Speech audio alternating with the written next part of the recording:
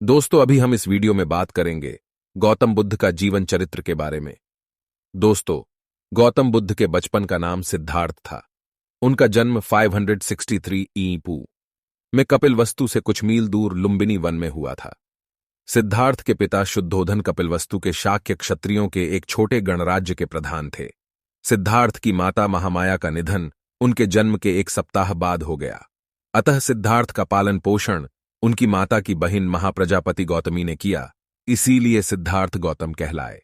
गौतम प्रारंभ से विलक्षण प्रवृत्ति के थे और साधारण बालकों की अपेक्षा खेल कूद से दूर रहते थे। गौतम को शास्त्र ज्ञान के साथ साथ शस्त्र ज्ञान भी प्रदान किया गया। गौतम प्रारंभ से ही एकांत प्रिय और चिंतनशील थे। वे प्रायः जामुन के वृक्ष के नीचे बैठकर ध्यानमग्न हो जाते थे। उनके संबंध में भविष्यवाणी की गई थी कि यह बालक बड़ा होकर या तो बहुत बड़ा तपस्वी बनेगा या चक्रवर्ती सम्राट।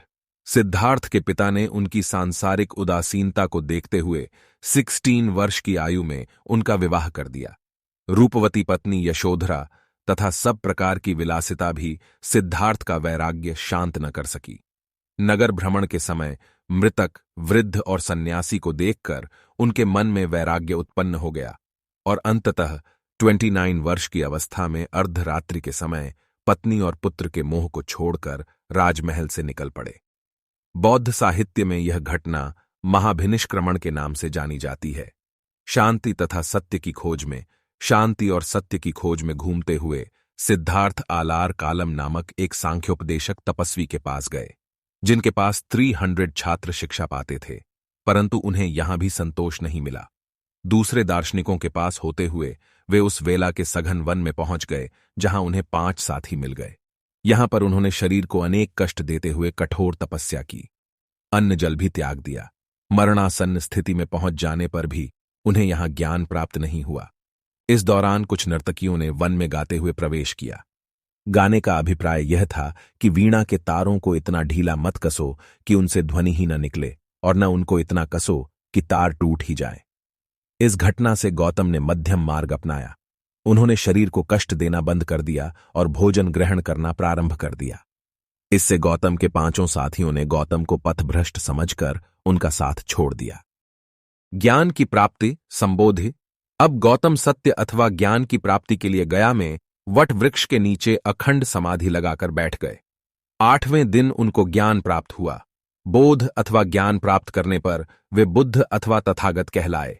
इस प्रकार 35 वर्ष की आयु में गौतम ने बुद्धत्व प्राप्त कर लिया। इसके बाद गया को बोध गया और उस वट वृक्ष को बोधि वृक्ष कहा जाने लगा। उनके अनुयायी बौद्ध कहे गए। बौद्ध धर्म के सिद्धांत जनसाधारण के उद्धार के लिए वे सारनाथ पहुंचे और अपना प्रथम धर्मोपदेश दिया। इस धर्मोपदेश के बाद उनके 5 साथी, जो साथ छोड़कर चले गए थे, उनके शिष्य बन गए।